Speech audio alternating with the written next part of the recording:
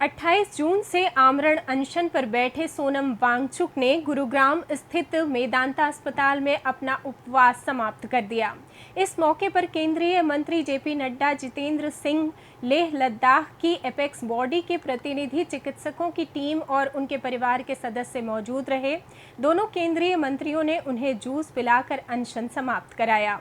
उपवास खत्म करने के बाद वांगचुक ने मंत्रियों का हाथ पकड़कर कहा कि वो इस निर्णय से संतुष्ट हैं और सभी के सहयोग के लिए आभार व्यक्त करते हैं। उन्होंने अपनी पत्नी गीतांजलि का विशेष उल्लेख करते हुए कहा कि कठिन समय में उनका साथ हमेशा बना रहा। 26वें दिन मैं आप लोगों को कुछ खास खबर बताना चाहूँगा। अभी रात के लगभग 12:30 बज रहे हैं। अभी थोड़ी देर पहले केंद्रीय मंत्री जेपी नड्डा साहब और जितेंद्र सिंह साहब यहाँ आए थे और लद्दाख के एपेक्स बॉडी के शीर्ष नेतागण भी यहाँ आए थे।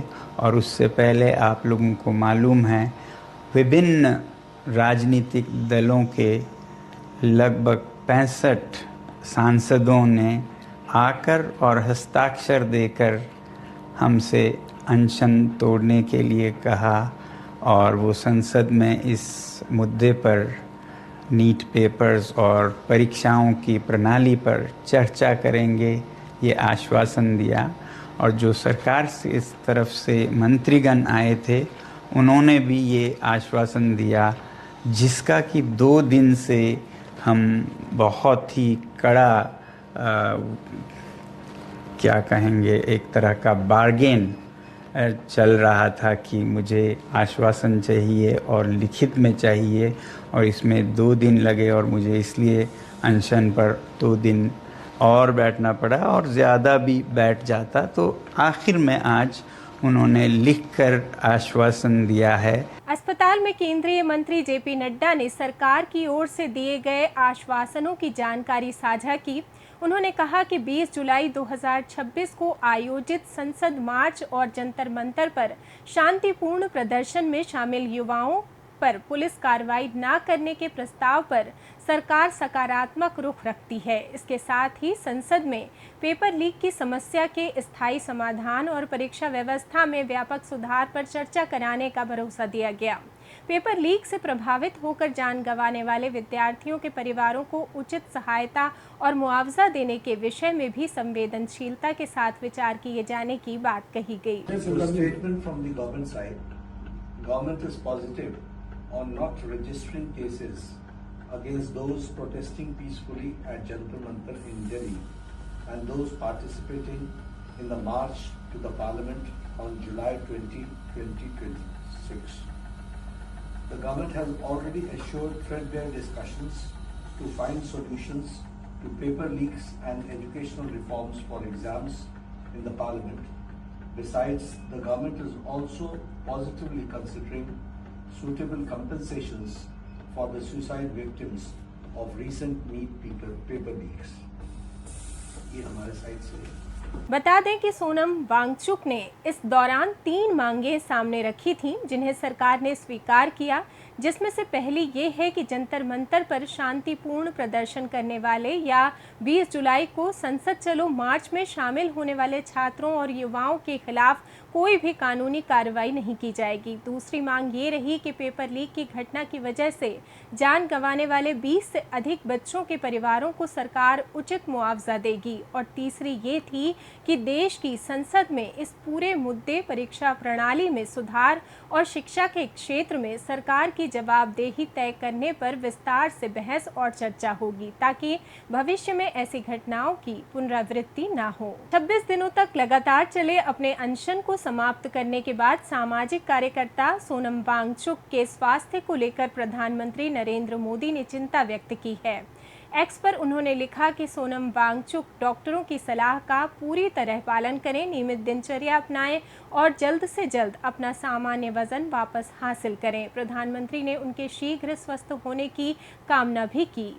इसी बीच प्रधानमंत्री नरेंद्र मोदी ने एक वीडियो संदेश जारी कर कहा कि पेपर लीक का मामला देश के लाखों विद्यार्थियों के भविष्य से जुड़ा बेहद गंभीर विषय है। उन्होंने बताया कि पिछले लगभग 2.5 महीनों में सरकार ने कई सख्त कदम उठाए हैं और दोषियों के खिलाफ कार्रवाई करते हुए उन्हें जेल भेजा गया है। प्रधानमंत्री ने कहा कि छात्रों का शैक्षणिक वर्ष प्रभावित ना हो, इसलिए समय पर परीक्षाएं आयोजित करना और फास्ट ट्रैक कोर्ट की व्यवस्था आवश्यक है। उन्होंने जानकारी दी कि इस संबंध में कैबिनेट चर्चा के बाद विधेयक तैयार किया जाएगा और संसद के दूसरे सप्ताह में सोमवार से इसे पारित कराने का प्रयास किया जाएगा।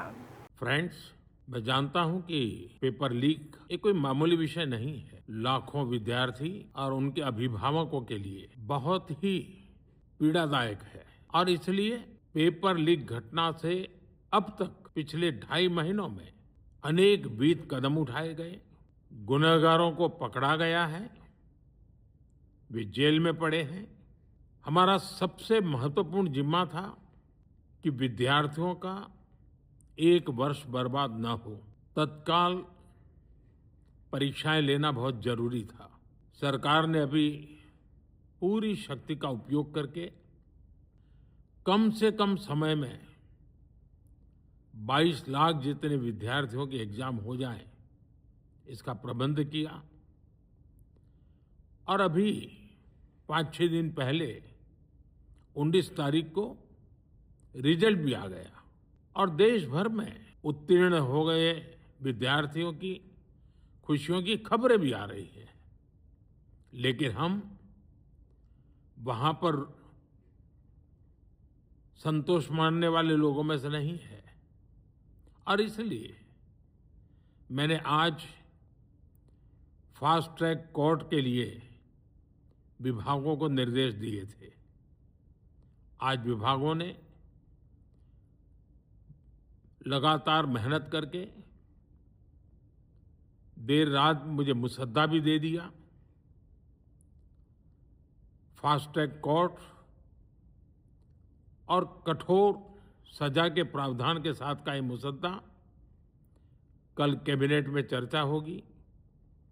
कैबिनेट के साथियों के सुझाव के बाद उसका अंतिम रूप दिया जाएगा और सोमवार से संसद का दूसरा सप्ताह शुरू हो रहा है। तब जल्द से जल्द उस बिल को सदन में पारित कराने का प्रयास किया जाएगा। उधर कॉकरोच जनता पार्टी सीजेपी के संस्थापक अभिजीत दीपके ने एक्स पर प्रतिक्रिया देते हुए सोनम वांगचुक के अनशन समाप्त होने पर खुशी जताई और उनके संघर्ष की सराहना की। हालांकि उन्होंने साफ कहा कि जब तक शिक्षा मंत्री धर्मेंद्र प्रधान अपने पद से इस्तीफा नहीं देते तब तक उनकी पार्टी का जंतर मंतर पर आंदोलन जारी रहेगा। तो मोदी जी, मेरी आपसे फिर से रिक्वेस्ट है, धर्मेंद्र प्रधान का इस्तीफा ले लीजिए, वरना बात सिर्फ धर्मेंद्र प्रधान के इस्तीफे की नहीं रहेगी, बात आपके इस्तीफे पर भी आ जाएगी और वो आएगी। जैसी आपकी हरकतें आएगी वो, इतना तो मैं आप लोगों को बताता हूँ, आएगी बात। स्टूडेंट्स की सुन लीजिए, एक इनकॉम्पिटेंट, एक फेल्ड मिनिस्टर इस देश के करोड़ों स्टूडेंट से ज्यादा इंपॉर्टेंट नहीं हो सकता। और अगर एक फेल्ड और इनकॉम्पिटेंट मिनिस्टर इन करोड़ों स्टूडेंट से ज्यादा इंपॉर्टेंट है तो याद रखना, चुनाव में आपको इनमें से कोई भी वोट नहीं करेगा। सोनम वांगचुक के अनशन तोड़ने पर आपकी क्या राय है? कमेंट में जरूर बताइएगा। हम जंतर मंतर से जुड़ी आगे अपडेट आप तक पहुंचाते रहेंगे। तब तक के लिए जुड़े रहिए शब्द सांची के साथ। धन्यवाद।